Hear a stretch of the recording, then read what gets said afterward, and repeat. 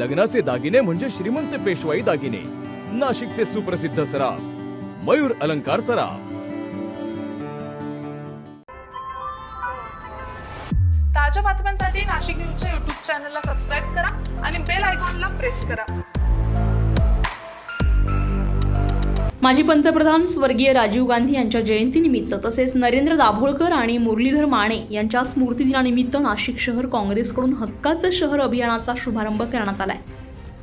काँग्रेस भवन येथे माजी मुख्यमंत्री पृथ्वीराज चव्हाण यांच्या उपस्थितीमध्ये हा कार्यक्रम पार पडलाय. कार्यक्रमाच्या सुरुवातीला राजीव गांधी, नरेंद्र दाभोळकर आणि मुरलीधर माने यांच्या प्रतिमांना पुष्पहार अर्पण करून अभिवादन करण्यात आलंय. त्यानंतर पृथ्वीराज चव्हाण यांच्या हस्ते हक्काचं शहर अभियानाचा शुभारंभ करण्यात आलाय. यावेळी स्मार्ट सिटीच्या नावानं शहरांचा विकास नाही तर भकास झाला अशी टीका पृथ्वीराज चव्हाण यांनी केली आहे. मोठमोठी टेंडर काढली जातात मात्र कामाचा दर्जा, गुणवत्ता आणि नागरिकांच्या सुरक्षेकडे पुरेसं लक्ष दिलं जात नसल्याचा आरोप त्यांनी केलाय. नाशिककरांच्या नळ, रस्ते, ड्रेनेज आणि मूलभूत सुविधांसह असंघटित कामगारांच्या प्रश्नांसाठी हक्काचं शहर अभियानाच्या माध्यमातून काँग्रेसकडून लढा देण्यात येणार असल्याचं यावेळी सांगण्यात आलंय. मी नाशिकला इथं आलेलो आहे. तुम्ही जो आता एका चित्रफितीच्या माध्यमातून एक नवीन उपक्रम हाती घेतलेला त्याचा झटका मला येताना बसला. म्हणजे मी जेव्हा समृद्धी मार्गावर पहिल्यांदाच इथं आलो, समृद्धी मार्गावरून मला सांगण्यात आलं की तुम्ही अमुक बाहेर पडा, एक्झिट करा. बाहेर पडून कुठल्या तरी ग्रामीण रस्त्यामध्ये अडकून बसलो. एकही साईन बोर्ड नाही, एकही रस्त्याची हालत तर बघितली. पण शहराला एक मोठं, देशातलं एक मोठं शहर अजून चांगले सायनेज ज्याला मिळतात, पाट्या, तिथं जाताना त्रास होणे याकरता तो रस्त्याची नावं, या सगळ्या गोष्टीच्या किमान सुविधा असतात त्यांना मला काही दिसतात. खड्ड्याचं शहर म्हणून आम्ही पेपरला वाचतो, तुम्ही खड्ड्याचं शहर म्हणून याची प्रसिद्धी चालवली आहे. तर असं का घडतंय? मला आठवतं की मी जेव्हा केंद्रात मंत्री होतो, राज्यमंत्री होतो, आम्ही त्यावेळेला JNE नावाची नागरी सुविधांच्या करता जवाहरलाल नेहरू नागरी सुविधांच्या करता योजना राबवली. खूप चांगल्या प्रकारे जाते, प्रत्येक गावाला खूप चांगले प्रकल्प राबवतो. पण ती फक्त जवाहरलाल नेहरूच्या नावाची आणि काँग्रेसनं सुरू केली म्हणून नरेंद्र मोदींनी आल्याबरोबर ती योजना बदलली, त्यांची स्मार्ट सिटी नाव दिलं. त्याचा काय खेळ खोटोबा झाला ते सतत आम्ही पाहतोय, पुण्यात पाहतोय, तर तुम्ही अनुभवताय, सगळीकडे सगळ्या खेळ खोटोबा. आणि शहराची जी विकृतपणे वाढ व्हायला सगळ्या शहराची, नाशिक असं नाही. आणि फक्त एकच दृष्टिकोन या सरकारचा आहे, विशेषतः महाराष्ट्राच्या सरकारचा, टेंडर काढणं आणि त्या टेंडरमध्ये 40% कमिशन.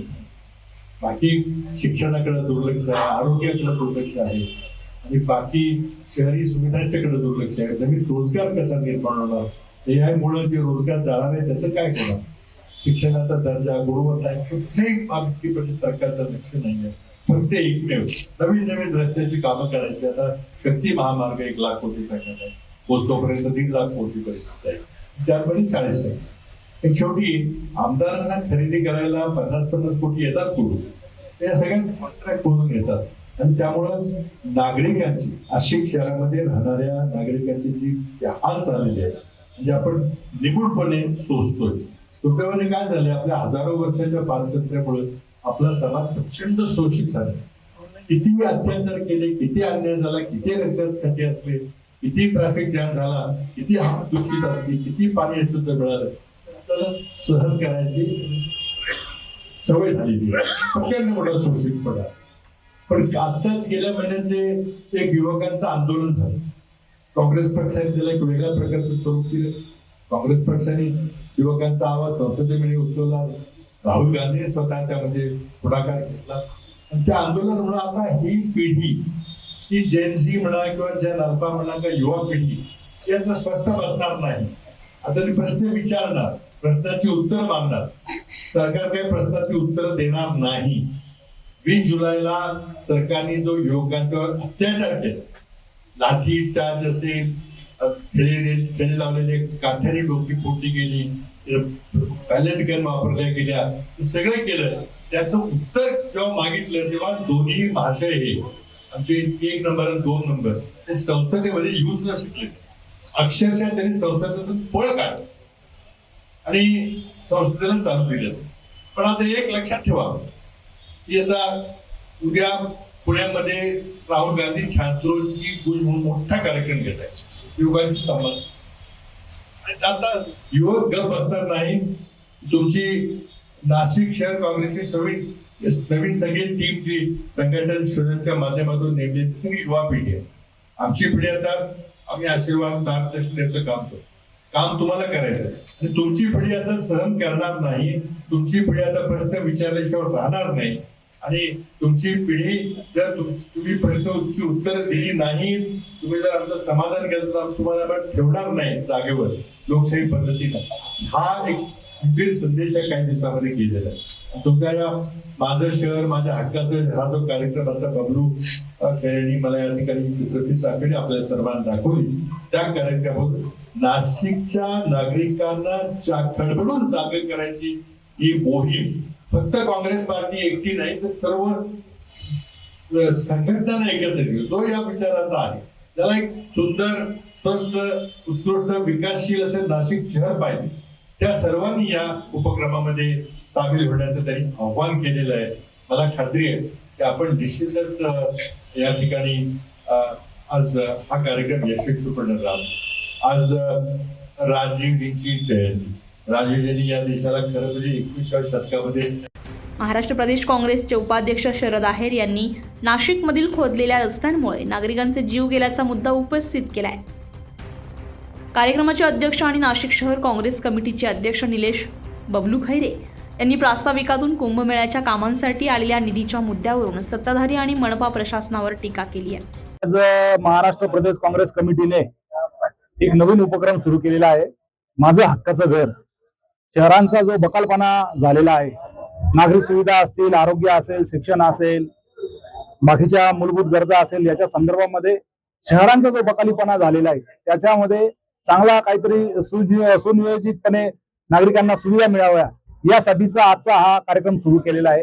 याच्यामध्ये राजकारणाचा पाठ कुठेच नसून शहरांचं चांगलं आपण ज्याला म्हणतो ना, चांगल्या शाळा असाव्या, चांगले दवाखाने असावे, आरोग्याच्या चांगल्या सुविधा असाव्या, ज्येष्ठ नागरिकांसाठी कुठेतरी विरंगुळ्याचा एक पॉइंट असावा, आरोग्याच्या दृष्टीने वॉकिंगसाठी ग्राउंड चांगल्या सुसज्ज असावेत, या दृष्टीने एक आजचा हा कार्यक्रम केलेला आहे. राज्य सरकार असेल, केंद्र सरकार असेल, कर रूपी आपल्याकडनं जे पैसे घेत आहेत त्या पैशाचं जे नियोजन त्यांनी करायला पाहिजे त्या प्रमाणामध्ये ते नियोजन होत नाहीये. आणि त्याच्यामुळे खराब रस्ते असेल, मोठ्या प्रमाणामध्ये ट्रॅफिकच्या समस्यांना नागरिकांना सामोरं जावं लागतं. दळणवळणाचे जे साधनं आहेत ते पब्लिक ट्रान्सपोर्ट हेच कनेक्टिव्हिटी चांगली असायला पाहिजे, चांगल्या बस असायला पाहिजे. या गोष्टी नसल्यामुळे लोक 2 व्हीलर घेतात, 4 व्हीलर घेतात आणि त्या अनावश्यक गाड्यांची गर्दी सुद्धा रस्त्यावर होत आहे. या सगळ्या गोष्टींवर कुठेतरी उपाय असायला पाहिजे. सरकारला सुद्धा या सूचना पोहोचल्या पाहिजे. याच्यासाठीचा हा महाराष्ट्र प्रदेश काँग्रेस कमिटीने हा जो उपक्रम केला होता, हा आज आम्ही नाशिक शहर काँग्रेस कमिटीमध्ये स्वर्गीय राजीवजी गांधी यांच्या जयंती निमित्त आणि दाभोळकर यांच्या पुण्यतिथी निमित्त हा राज्याचे माजी मुख्यमंत्री पृथ्वीराज चव्हाण साहेब यांच्या उपस्थितीमध्ये त्याचं उद्घाटन केलेलं आहे.